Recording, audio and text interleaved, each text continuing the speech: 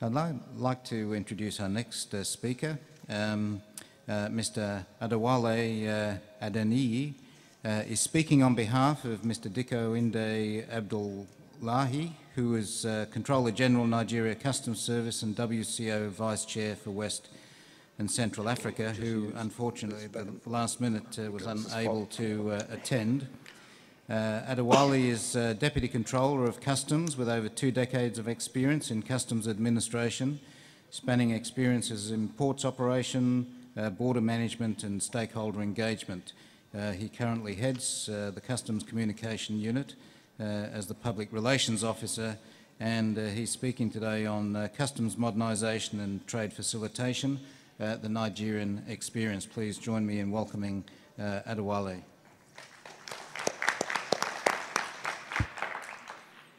Thank you very much, co-chairs.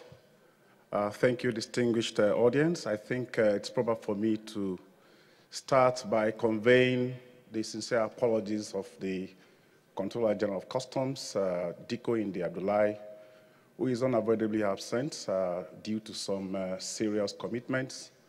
And I just hope that I'll be able to do justice to his presentation, which is expected to give a practical guide to some of the things that we are doing in Nigeria, talking about modernization activities and how we try to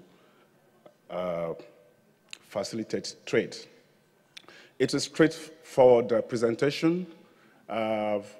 We want to talk about the mandate for customs modernization, which we got in 2009. And before we understand where we are going, we need to talk a little bit about where we were before then, and talking about the practicalities of putting policies into practice, and then the prospect for future developments and some concluding thoughts. I'd just like to start with one short story. You know, each time we hear Azerbaijan in our part of the world, the story that we heard when the regional office for capacity building was being built was the fact that during that time, along the line, they discovered oil around the place. I've not been able to confirm whether this is true or not. Nigeria shares this same denominator with Azerbaijan as an oil-producing country. So when we were developing the regional training center somewhere in Abuja, in the center of the country, located right inside the Sahel, we were hoping that somewhere along the line we were going to strike oil. So we started making these attempts, and after the 7th attempt, the only valuable resource we struck was water. But all the same, the regional training center is growing in leaps and bounds and is actually helping and assisting the customs in Nigeria and, of course, in the sub-region in its modernization efforts. So we want to start by expressing our gratitude to the State Customs Committee of Azerbaijan. We've been warmly welcomed. We've had friendly staffs and colleagues. We want to say a very big thank you on behalf of the 23 customs administrations in West and Central Africa. And of course, best wishes from over 20,000 customs officers and men that has, in a country that has over 250 ethnic groups. And part of the ways they say or express gratitude is to say Eshe or Nagode or Dalu, Anya or Plan. Now, in the beginning, we just want to take a short excursion into what customs used to be and the nature of our assignments. And to understand this, we need to understand the nature of post-colonial customs in Africa. Whether in West, Central, or North Africa, they are basically the same. We were all structured as revenue collecting agencies. We have functions that evolved over time, and you could see some of the timelines for border security, public health, environmental protection, and then, of course, the advent of globalization and ICT has imposed additional responsibilities for trade facilitation. So where we were is characterized by these doom reddish pictures We had procedures that were very cumbersome, that are very bureaucratic. They were all manual driven. They had corruptions. They were very vulnerable to corruption practices. It's all about revenue generation and how much of it we can. The operatives were poorly trained and they were vulnerable to corruption. The policy and the legal environment were not conducive to trade facilitation. It's a third world burden that you have to carry the burden of revenue in everything you do. The sanctions that we had in our bodies of law were not deterrent, and then we had a body of outdated and anachronistic laws. Oops.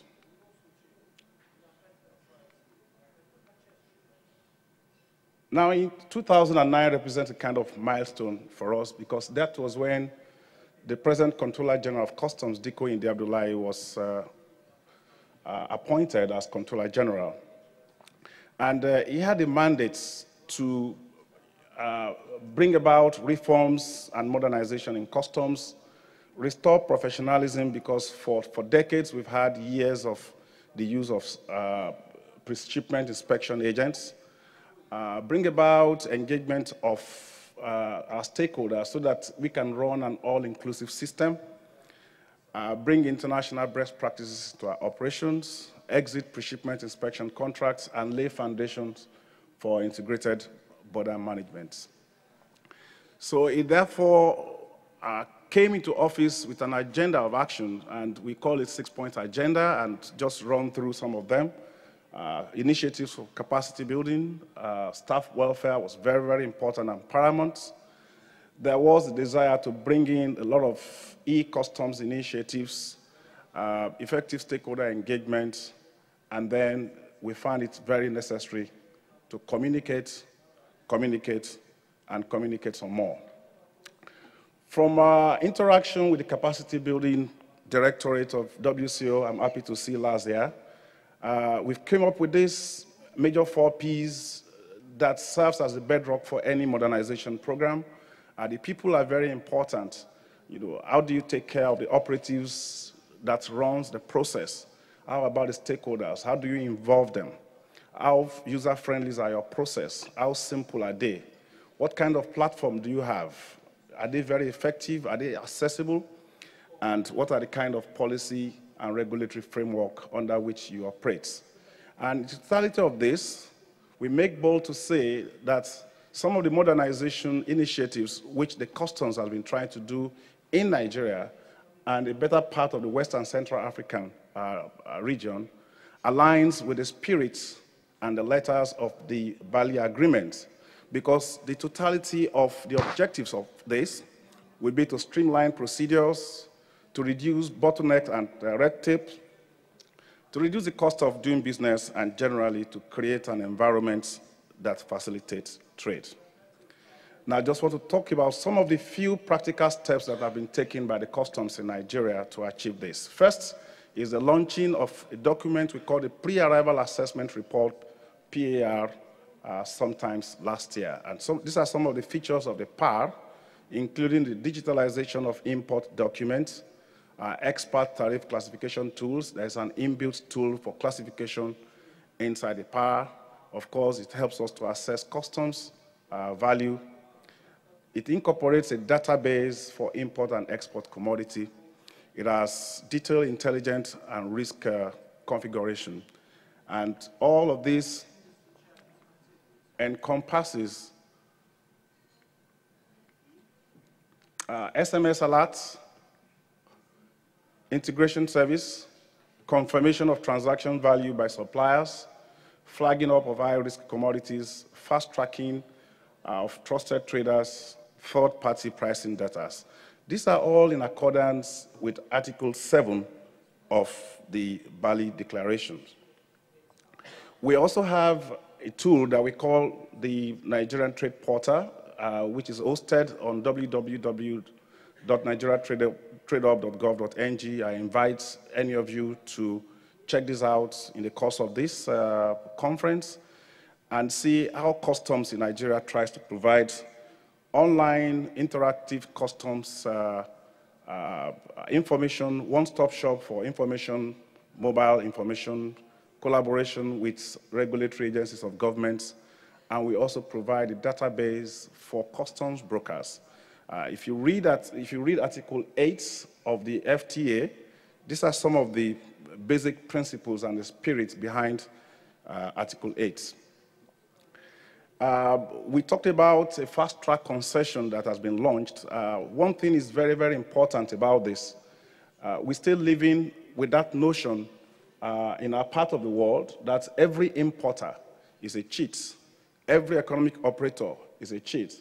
We believe that it is only customs, in the days past, that is all righteous, that knows it all. But now we are trying to break the trust jinx, and we are trying to invest some trust in our economic operators, because we've discovered that our revenue, our compliance level, beg your pardon, has improved from about 15 to 30%. So we felt that we could do more and encourage those who are being compliant through a modest AEO programs. So we have the mutual recognition of AEO status by NCS. They enjoy concessionary pre-arrival release. They could have expedited processing and release of their consignments and all other concessions. As we speak, 177 of them have been identified and they have been admitted to the scheme. This is in accordance with Articles 7 and 8 of the Bali Declaration. Now, transit initiative. This is our obligation to landlord countries in and around Nigeria to provide them with obligations of transit in line with transit protocols.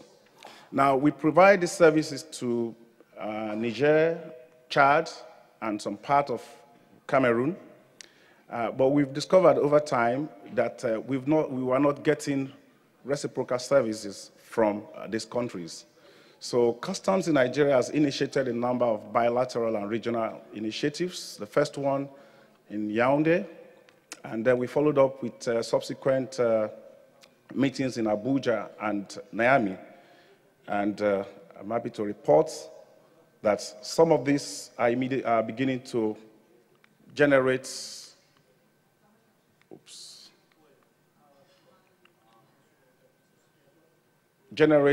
positive result already. I take a case study of Niger, situated just in the northern part of the country, and we share between ourselves over 1,100 kilometers. So we had some meetings with them, and we had broad agreements to respect the transit protocols. The Comptroller General of Customs had a working visit to Niger. I'm happy some of my colleagues from Niger were here, and we were having discussions on how to move forward some of the agreements we reached in Niamey. And part of it also involves providing assistance in terms of patrol operations, in terms of capacity building and welfare.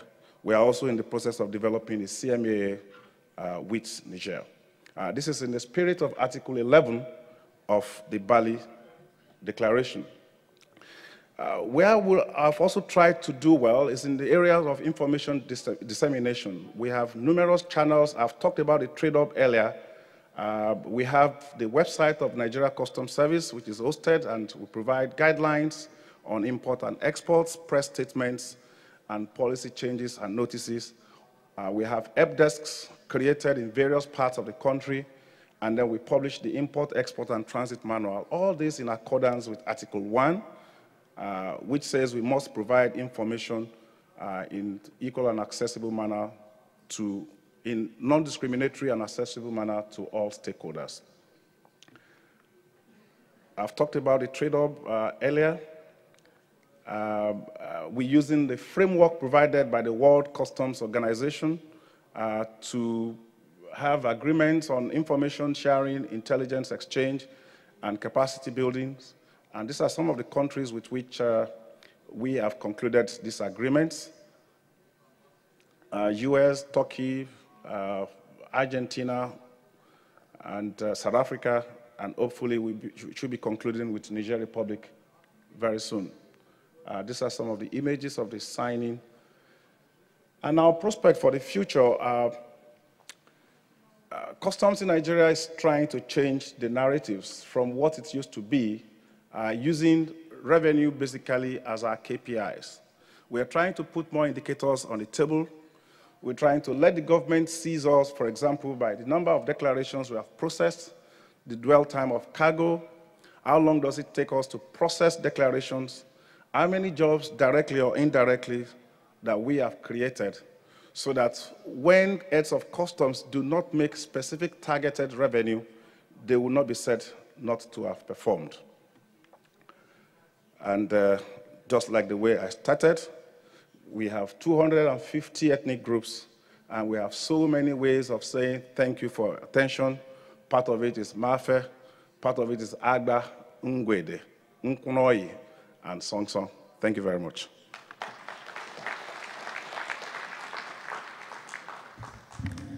Well, Song Song. Very practical indeed. Thank you for that. It's good to see already assessing policies and practices against the WTO agreement on trade facilitation. And that's to be commended. And one of the issues which was raised, breaking the trust jinx, it's very difficult. It's basically a change in culture, and one of the most difficult things to achieve. So we wish you well as you progress that one.